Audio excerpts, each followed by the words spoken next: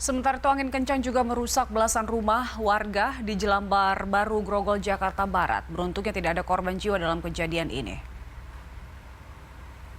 Setidaknya ada 7 rumah kontrakan dan 16 rumah semi permanen ambruk karena terjangan angin puting beliung. Angin juga turut merobohkan tiang penerangan jalan. Warga serta tim satuan setempat terjun untuk menangani dampak kejadian ini. Belum diketahui kerugian material akibat kejadian ini, namun 68 orang terpaksa harus mengungsi.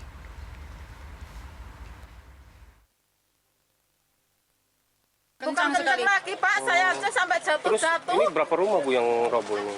Yang roboh ini kira-kira ada 10-11. Iya, yang kena yang sampai gini 6. Ada korban Bu? Tidak ada.